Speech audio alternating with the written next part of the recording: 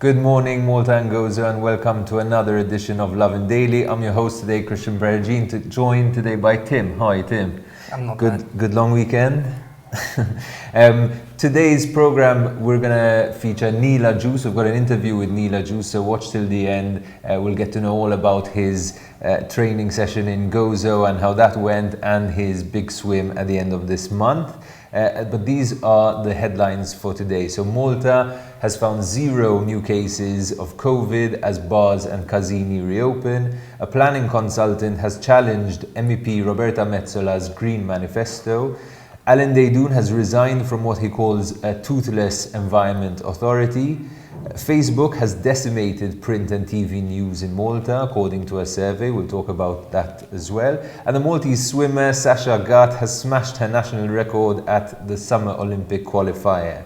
So Tim, you want to start with the first story? Yeah, so pretty good news over the weekend. Malta found 0 new cases of COVID-19 yesterday for the first time in 11 months.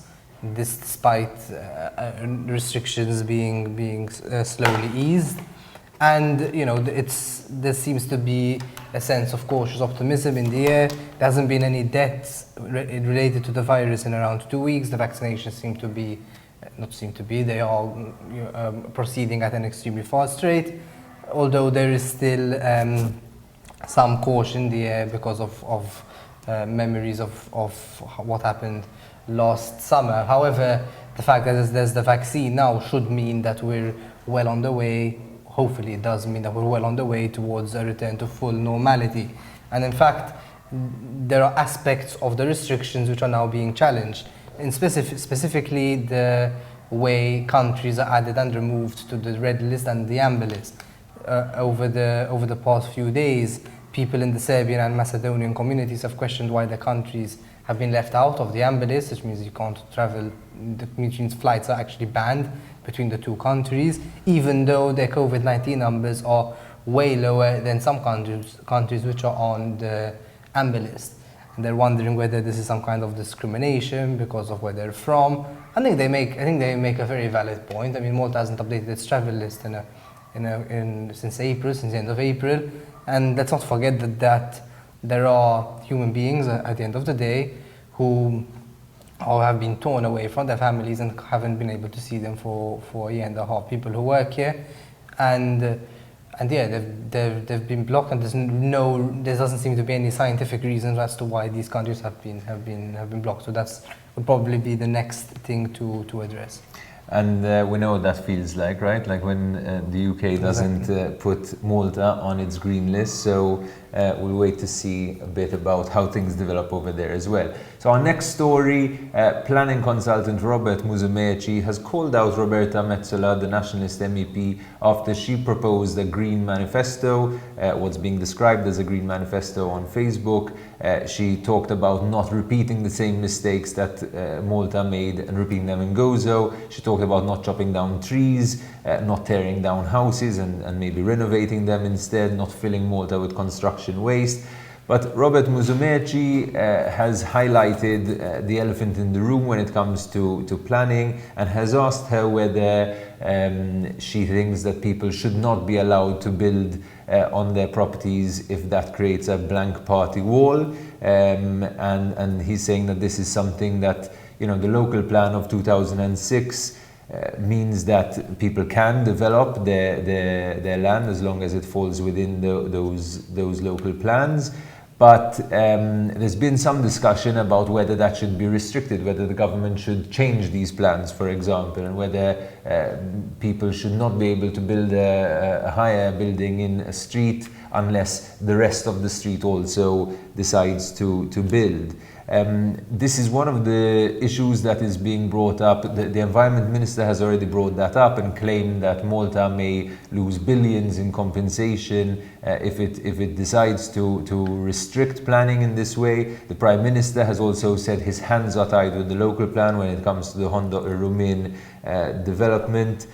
But we're going to be speaking to a number of legal experts. Robert Musumeci has already intimated in his post that there aren't really the rights that the Prime Minister and the Environment Minister are claiming that residents might have. So this will be an interesting discussion, I think, in days to come in terms of whether Malta can actually change its local plans, which were also criticised by ex-Finance Minister Tonio Fenech, who had voted in favour of them when he was in the Nationalist Parliamentary Group. No, it's easy for politicians to just post photos on Facebook of ugly buildings and trees being chopped down and then complain about it. But at the end of the day, when you're in power, you should be proposing ways to change it. And one of the key ways to change it will have to involve changing these local plans.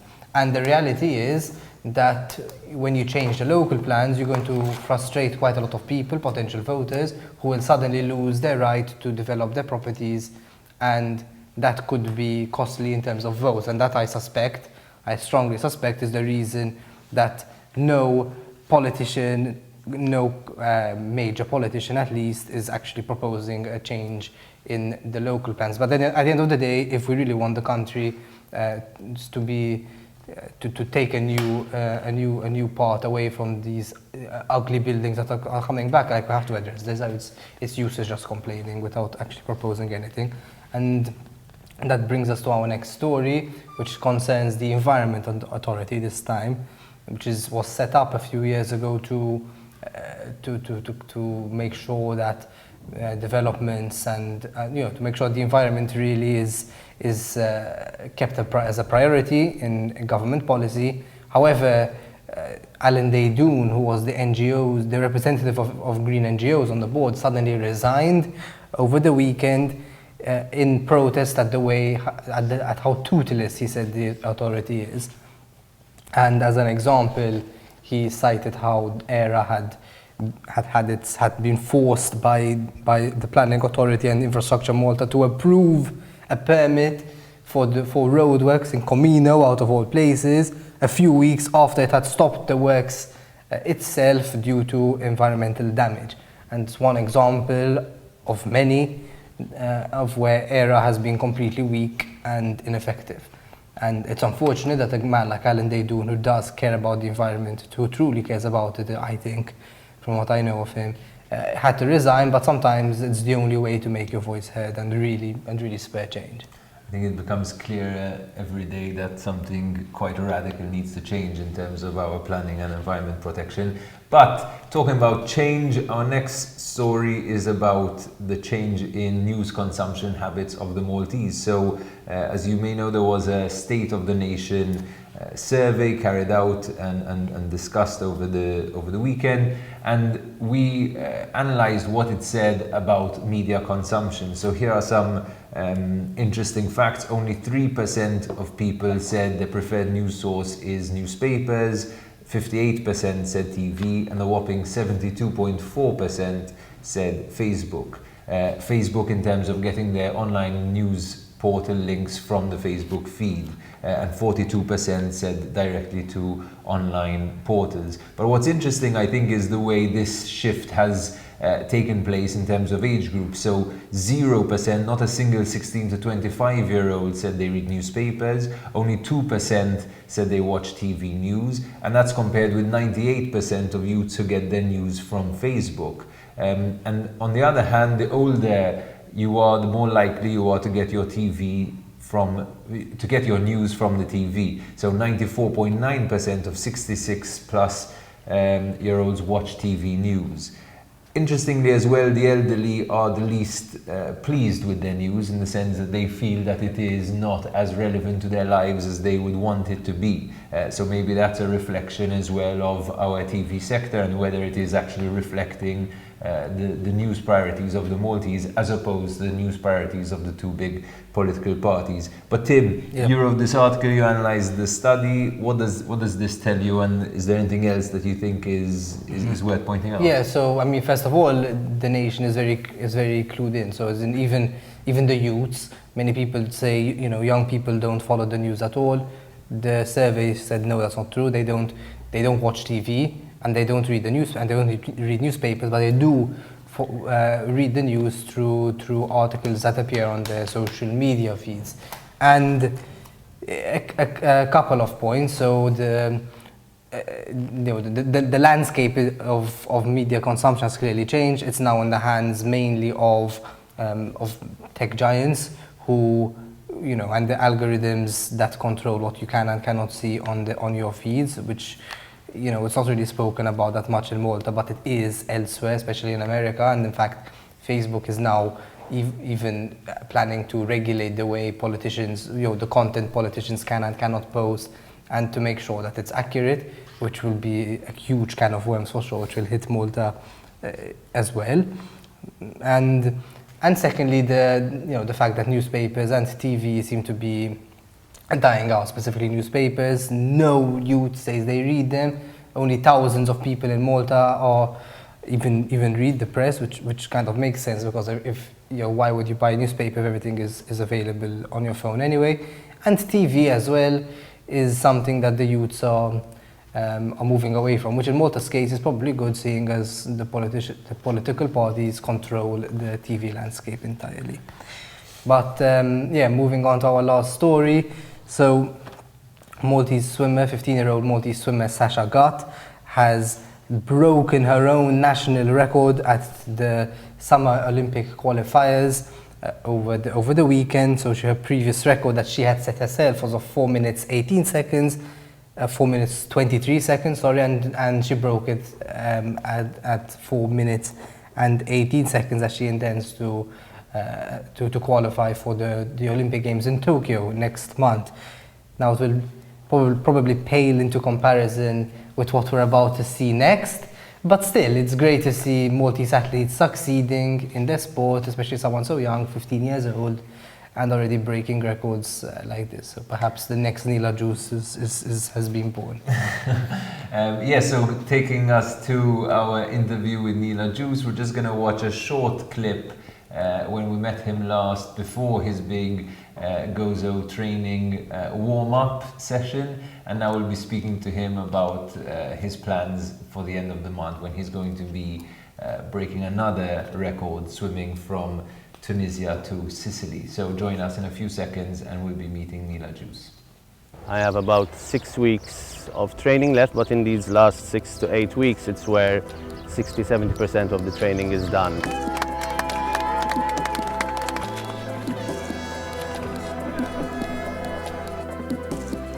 It's a lot of hours of training, a lot of hours. Before it was kind of the first time someone swam from Sicily to Malta, so obviously that counts as a record, but this is kind of...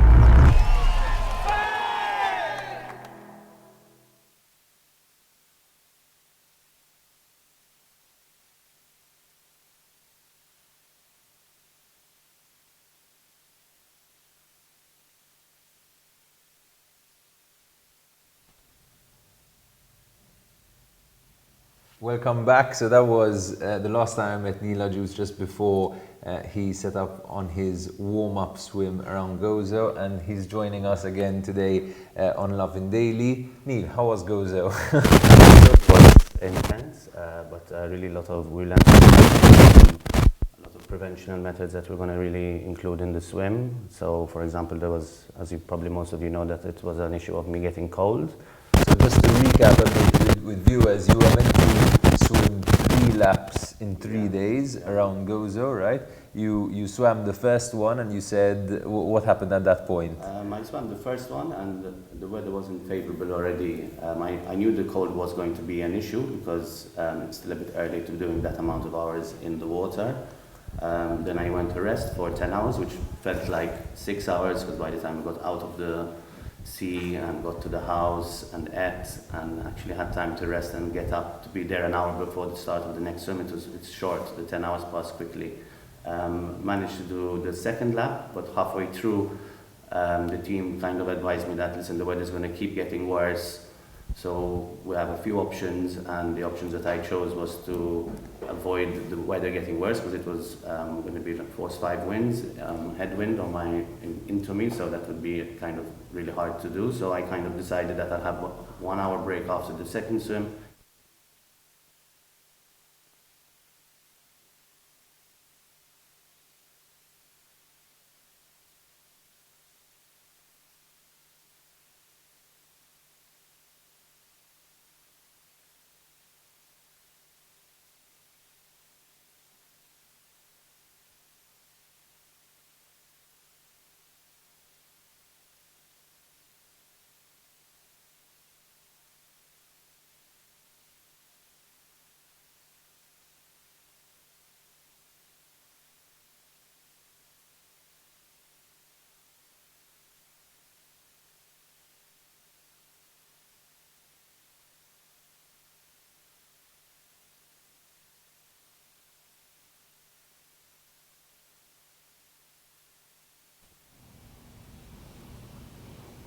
So welcome back to Lovin Daily. Sorry about that, we had some technical difficulties with the mic.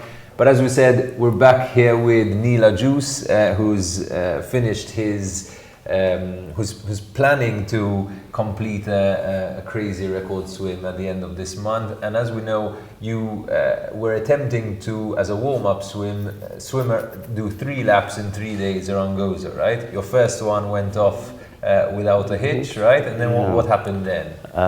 During the second one, the weather kept starting to get worse. So the first round, it was starting to pick up, but it was manageable. The second one was getting worse, and halfway through, the team informed me that on the third lap, it's going to pick up to force 5 winds. So it's going to be really hard to complete the swim. So what we decided to do was have an hour break only instead of the 10 hours planned, and swim through the third lap. The only problem with that, what kind of happened, was my body temperature didn't go up enough between one swim and the other, because it's still a bit early to be doing that amount of hours. You were freezing essentially, yeah, right? Yeah, like cold, like not like cold. I forgot to wear my jacket when I went out in winter. Cold, like really inside you, like on your bones. There was a threat of hypothermia. Right? Yeah, I was shivering. My lips were chattering while I was being swimming like that. For a while. No matter how fast and hard you swim, you're just not warming up your body. It's tricky, because the faster I go, then the harder it is going to be for me to complete the swim, and then the slower I go, the colder I'm going to get. So it's a fine balance of playing around with both of them. But we really learned a lot of how we need to prevent the cold happening before I'm cold. So we're going to start drinking warm drinks, maybe have some pasta as well on some of the stops, just to. Once you eat, it will start, your body, your internal organs start working more, so it warms up your body a lot more. So it was a good test, right? That's a good test. You learned things in Gozo which you hadn't learned when you did the Malta to Sicily Yes, swim? exactly, yes. But also it's the way it will work is it's going to be much warmer. The waters between Tunisia and Sicily are going to be warmer than they are here, plus in another 3-4 weeks of sunshine then also warms up a bit more, so hopefully that won't be an issue. But being in the water for 50 hours, even if you're in your bath, having a bubble bath for 50 hours, it can get a little bit cold. How long were you in the water for in the Gozo? I did 12 hours, then I rested for 10, then 13 hours the second round, and then an hour break, and I did another 3.5 hours. Okay, and your plan to remain in the water from Tunisia to Sicily is all the way, yeah. No touching the boat, 50. 50 hours, okay. So you're gonna feel it in your body in terms of like you said, right? You're in a bath for a few hours and you start to feel your skin disintegrate. How do you protect yourself against that actual reaction? I mean, that reaction is impossible to protect, but when you're in the water for so long, your body starts to become a sponge and absorb the water, so that becomes dangerous. That's why we put pseudo cream on. Not only for the chafing, so I don't get scars from doing that same movement in the salt water, but also the water not to absorb into me. Okay. And you're going to be doing this big challenge at the end of this month, right? Is there a date yet for it? There's a weather window of between the 26th June and the 6th July, so we'll be on standby to leave. Okay. And how long is it, and how does it compare to the previous world record in a similar swim? The previous world record is of 124 kilometers. I felt like I was ready to do 150 and really wanted to do a special swim. So I thought crossing from Africa to Europe would make the mark for the campaigns that we're running to get more attention, to get people to do the challenge of picking up 6 pieces of plastic and challenging another 6 friends to do it. So yeah, we're really going to be working on that for the next few weeks. Wave of change, right? Yeah, wave of change. Yeah, we've become a foundation now officially, so it's special that we came from me just swimming around Malta to where we are today. It's really special. And I think this is going to get global attention, right? As in, this is a world record. This is something nobody has done before in terms of swimming from Africa to Europe, right? Yeah. At least at this kind of stretch. And so, with that, like, first of all, are you hesitant at all for the global attention to hit when it eventually does? Well, to be fair, like, let's just put it this way, my popularity in Malta has grown over the last 2 years, but since announcing the swim 10, 12 days ago, it's gone up another level. Yes, you're feeling it. Yes, like, I mean... Explain what you're seeing.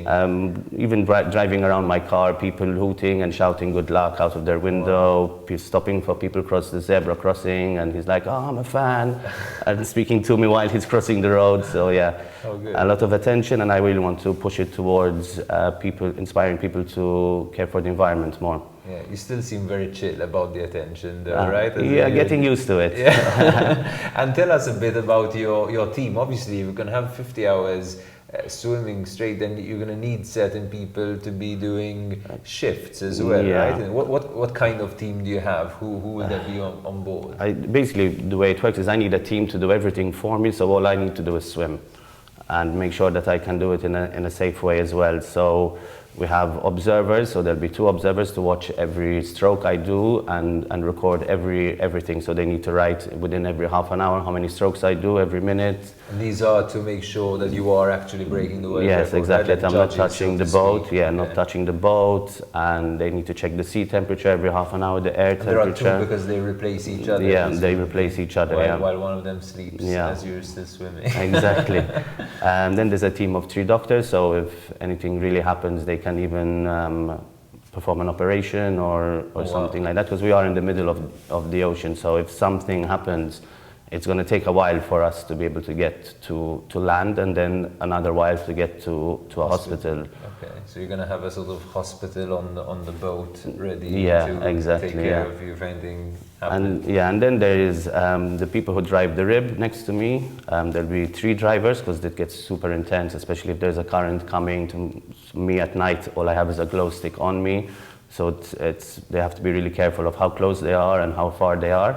So they do shifts between 3 people. Then I have motivators to every break make sure that I'm alert and that I'm okay and that if I need anything. And then people to pass me my food, because I cannot, like we said, touch the boat to grab the food. And the people on the boat are very carefully selected, because they need to understand what is happening with me. So they cannot feed off my energy, but I need to feed off their energy. So they cannot be, while I'm really in a good mood, they're really hyper and everything, and then when I'm not, they're panicking, because I see every movement that they do, because every stroke, I'm looking at them. So you need them to be keeping you calm and keeping you focused. And exactly. I mean, it sounds like psychologically such a difficult thing to, physically, but also psychologically such a difficult thing to do. Do you now, even after your Gozo experience, after the Malta to Sicily swim, do you have any hesitation, any doubt in yourself, or is it just you're going to do this, you're going to be fine, you've got the team? How do you balance those things? Before, in the beginning, I'm like, can I do something that no one has ever done before? So these doubts do come into my mind, but I've done the training, I have the right team behind me, so I have every opportunity to complete the swim. Nice. And you're obviously flying the flag for Malta, which is amazing, so thank you for that. And maybe just a final message about your cause, right? Wave of Change, you've mentioned it, it's developed into a foundation. You're also crossing, I think, a symbolic channel in the sense of the migrant movement that we see from North Africa to Southern Europe. Does that mean anything to you? And in terms of the campaign Wave of Change, what are you really hoping to achieve? The campaign, let's start with that. We're aiming to pick up 1 million pieces of plastic by the end of summer. So we really are upping our game from last year, where since I'm going to be swimming many more hours, we're just increasing the challenge for the people in Malta and even abroad to do, which is something really small. I mean, if 200,000 people pick up 5 pieces of plastic, which could happen in one day. If everyone on their way to work do it, this could be done in a day. Take on that challenge, I think will really make a big mark and a change in the environment. So it will be really nice to see everyone not only just sending me messages of good luck and messages that help me, but it will help me more by seeing people taking on the challenge. And how will we measure that? That 1 million, is it being measured? Yes, in it's any being way? measured because they need to hashtag double the wave on So do we know how Facebook. far along we've come I yet? haven't checked, no, yet, but it's starting to pick up slowly, but we need people to get more involved in that, from that aspect. And what's the hashtag again? Double the wave. Double the wave. So guys, you heard it here. Pick up a few pieces of plastic on your in the sea or Yeah, on in the way sea, to anywhere, work or anywhere, walking your dog. So 6 pieces of plastic. Take a photo of it and upload it on social media and tag double the And wave. it's called double the wave because the other one used to be 3 pieces Yeah, of plastic, exactly, right? yeah. Okay, cool. So just a little note on the migrant crossings. Yeah, and I think it's the energy that's going to be in the ocean, the feeling of so many people losing their lives in there is going to be very strong. Not really sure what it's going to be like, but I'm expecting to definitely feel all the people's lives that have been lost. I'm very connected with the ocean, spending so many hours in the sea. You build that special connection with the ocean. So yeah, it will be special to be able to swim in these waters and cross from one country to the other where people didn't manage on a boat, you know, trying to get to a better life. Yeah.